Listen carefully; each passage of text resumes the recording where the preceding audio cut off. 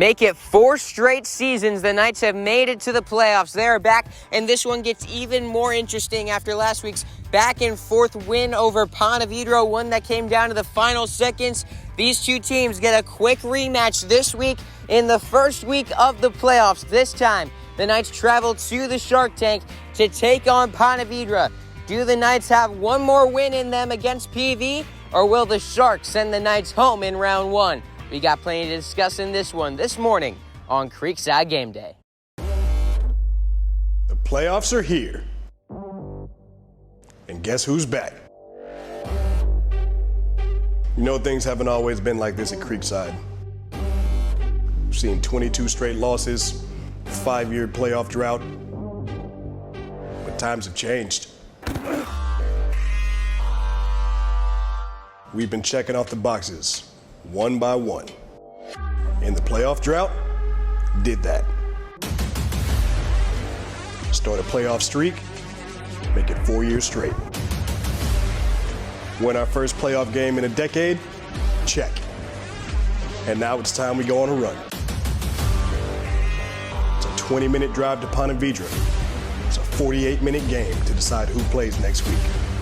We're gonna need all of y'all with us tonight. Brothers on me, brothers on 3. 1, 2, 3. Brothers. Are you ready?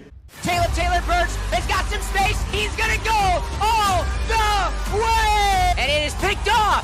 Parker Mingus running it back up the sideline. Man, it falls loose out of bounds. Creekside gets the stop. It's time to armor up.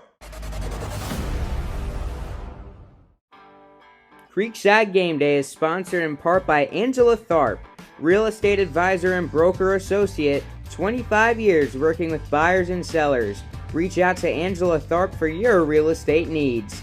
That one painter First Coast. That painter you need, we're the one. And Tom Moore Realtor. Tom covers all of the Jacksonville and St. John's areas. When you need a realtor, ask for Moore. Tom Moore. Hello, everyone, and welcome into Creekside Game Day. I'm your host, Noah Schlicks. Up later on, I'll bring you a story on senior offensive lineman Joe Bartels and Aiden Bringman, who've been side by side on that offensive line for their varsity careers. I'll also talk with Coach Aaron Lynch, a 7-year NFL defensive lineman who's found a new passion in coaching right here at Creekside High School. But first, as always, it's time for my matchup breakdown. Last week was a fantastic game between Creekside and Ponte Vedra. Back and forth throughout. It's a game that Ponte Vedra could have very easily won. It's also a game I feel like Creekside could have won by a lot more. Here's what the Knights have to clean up to come away with another victory this week. Number 1, pass protection. Ponte Vedra brought different looks and blitzes that had Creekside's offensive front struggling in pass protection. The Knights did rush for over 200 yards against a very good Ponte Vedra defense, so give them credit for that. However, in the passing game, Sean Ashenfelder was hit way too many times in the pocket, didn't have much time to throw, and it was just kind of a struggle up front when they were trying to pass the ball. Creekside's going to have to find a way to pick up on those blitzes and buy some more time for Sean Ashenfelder in the pocket, as well as probably get the ball out quicker if this is a struggle again this week.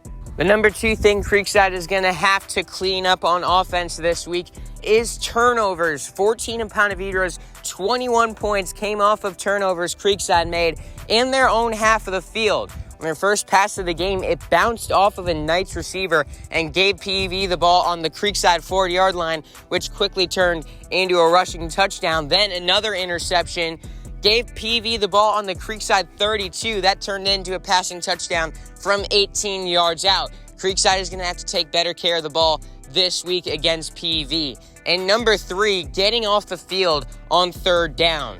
This is something that Creekside has done a great job of since their game against Mandarin in Week 5. But last week, PV was able to convert on 9 of their 18 third downs, including 4 of 9 on third and plus situations, which is where you want your opponents on defense. All those third and plus conversions came over the middle of the field, where the Knights will need to lock down on defense this week. As for PV, offensively, it was not a great game for them. They need to find ways to get the ball moving on the ground. Last week as a team on 32 carries, they rushed for 123 yards and averaged less than 4 yards per carry. The Sharks are going to need to find a way to get Brian Case some space to get through the line and past the second level of the Knights defense. Defensively for the Sharks, they're going to look to continue upon what they did last week against the Knights' passing game. They did a really nice job of applying pressure on Sean Ashenfelter and not giving him much time in the pocket. The issue for the Sharks last week on defense was playing against the Knights' running game.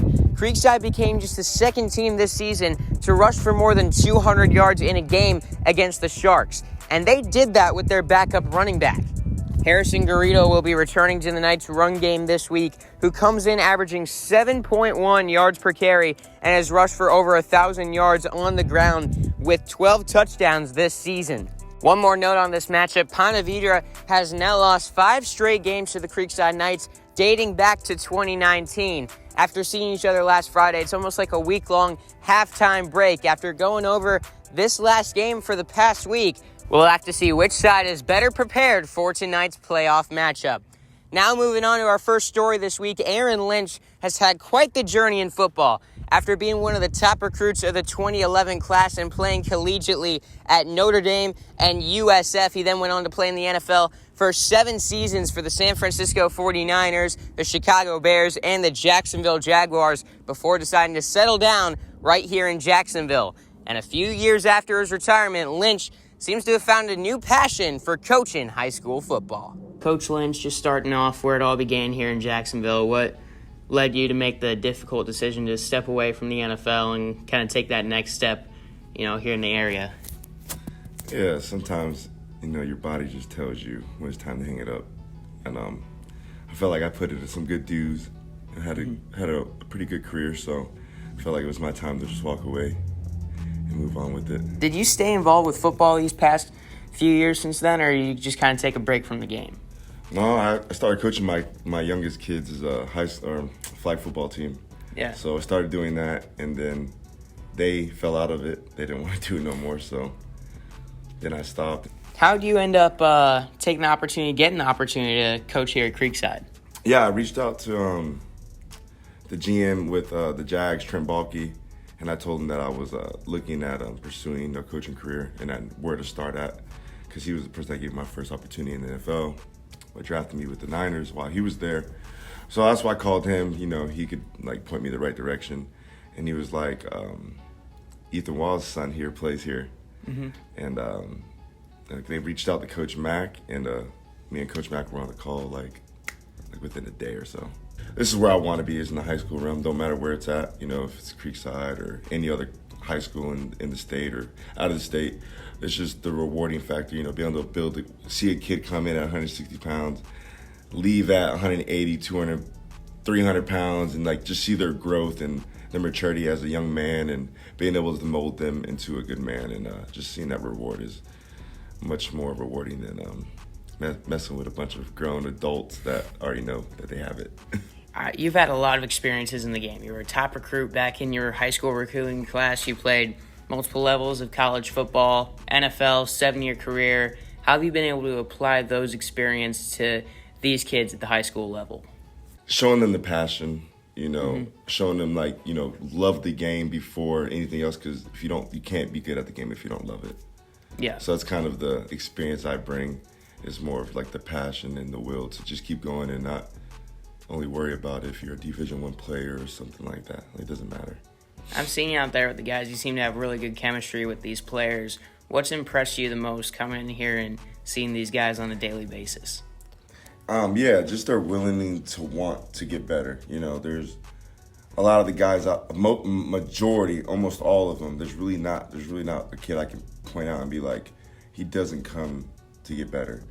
You get some kids that are just they're out there, they love the game, but, they kind of tell themselves they can't get better. And then as coaches like us, we want to get out there, push them. So just their willingness to want to get better. And there's not a kid on that team that doesn't love playing football. And it's easy to coach a kid that loves to play football than it is to a kid that absolutely hates it. Because then, you're trying to force them, or you're trying to tell them, and then they feel forced. So, it's been an honor to be able to my first time coaching, to coach a group of guys that really take in the coaching and take in, their mistakes. They want to get better. And even when they're good, they're not satisfied. You mentioned early on that you wanted to teach these guys to love the game before anything else. Is that the biggest lesson you want to teach these players? Yeah, I want them just to fall in love with it. I mean, my coaching style, if I was coaching 5 to 6, 7-year-olds, wouldn't change if I was coaching these kids.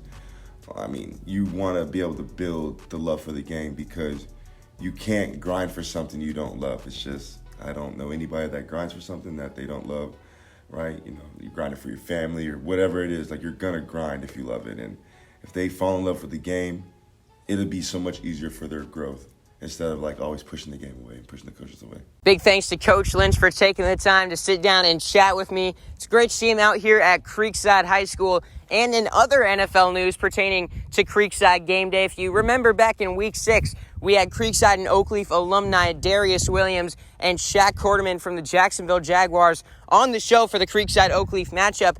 They made a little friendly bet on that game.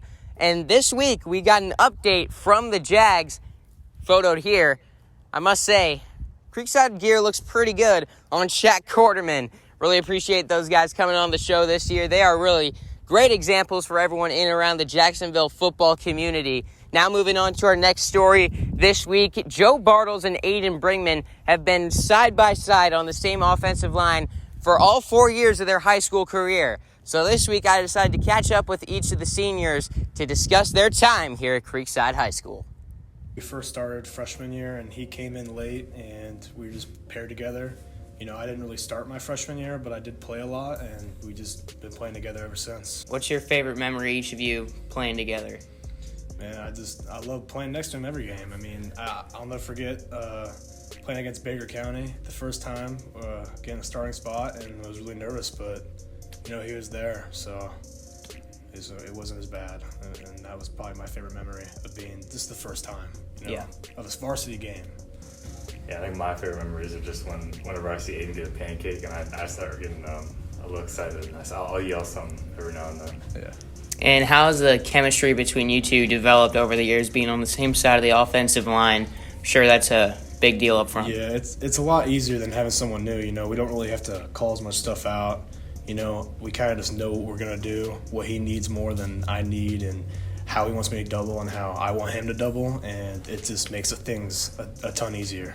Yeah, we've seen what having other people in, and it's just like the feet aren't, like our feet aren't synced up sometimes. It's just a little bit of a mess. So it's definitely great having Aiden there. You guys returned 4 or 5 starters on the offensive line this year from last year. How have you seen this group grow over these past couple of seasons together? Well, last year we were definitely not as good as running the ball because, you know, we weren't as strong. You know, we didn't weigh as much. We weren't as big. And this year we're a lot better at running the ball, and we're a lot more physical than we were last year, a lot more developed.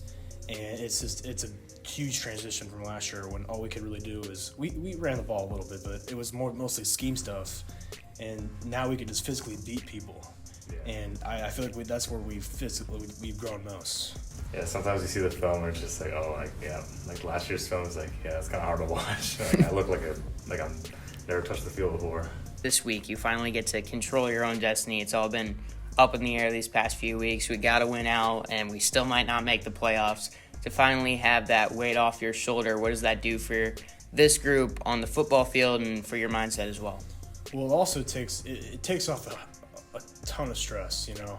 I was worried about trying to get Nice to lose and stuff like that, and that not having to happen, it was just a lot. It was way less stress, and I transitioned to the field and how we could play better, and I feel like this week we're going to be a lot more free, and with stress too, because we want to play on Monday, but I think it helps us grow even more to just play at our level, you know, just do what we do and do what we do best. Just not getting too relieved though over being in the playoffs, trying to advance further into the playoffs. Last week, PV was a bit of a struggle up front. They brought a lot of extra pressure, and there's a lot of the run game I felt was doing pretty well, but the pass protection wasn't quite there.